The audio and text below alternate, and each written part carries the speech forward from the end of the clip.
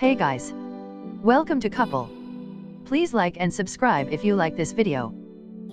Google Lens is ready for its close-up, so to speak.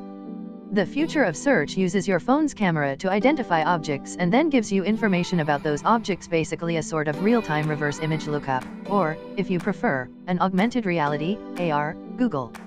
However you choose to describe it, Google Lens can perform some cool tricks. Let's take a look at the best of them, starting with how to actually use the feature. Get started with Google Lens. Lens works a little differently depending on the device you have. On both Android and iOS, it operates from inside the Google Photos app. Select any photo, then tap the lens icon. Of course, because Google Photos can't actually snap photos itself, you have to perform the extra step of loading your camera app first, taking the picture, then switching over to Photos.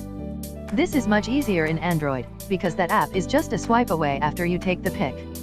Thankfully, Lens has made its way to Google Assistant on many phones, effectively giving you a more AR-like experience. On compatible models, when you invoke Assistant, you'll see a Lens icon in the lower right corner. Tap it to bring Lens to life for real-time searches. That's definitely the coolest and most efficient way to use the tool. But even if you have to go the take a picture/launch Google Photos route, you can do some neat stuff. Starting with scan business cards to your address book. Remember business cards? Turns out they're still a thing. And if you're regularly on the receiving end of them, you'll appreciate Lens' ability to scan a card and turn the data into a new address book entry. For the moment, this works only in Android. The iOS version can identify the pertinent text on a card, email address, phone number, etc., but can't create a contact from it. That's an iOS limitation.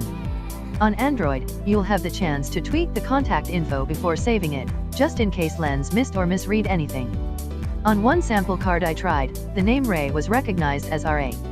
Judge a book by its cover. Google Lens can tell a lot about a book by I relish any opportunity to stroll through a bookstore, because browsing leads to discovery in a way that buying books online just can't. Of course, I'm spoiled by wanting instant information about any book I pick up. Google Lens provides it, a summary, reviews, when available, and a quick link to a full Google search. Snapping a photo of a book jacket is definitely faster than typing the book title into a search field. Take a self-guided architecture tour. Want to know more about a building or landmark?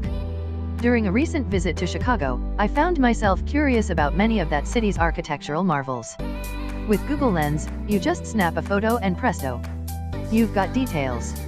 And it's a two birds one stone kind of thing, because you're creating a photo archive of your visit at the same time you're learning about what you're visiting. Oh, and you happen to stop off in a museum, Lens can also provide information about paintings. Not all of them, but certainly the more famous ones. Become a botanist. Oh, so that's what that flower is. Thanks, Google Lens. What kind of tree is that? What kind of flower? The botanically curious no longer have to wonder. Google Lens can identify many, if not most, flora.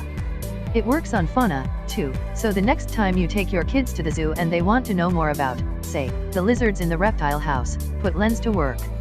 Add events to your calendar so you're walking around town when you spot a flyer for an upcoming concert, farmer's market, 5K run, or the like.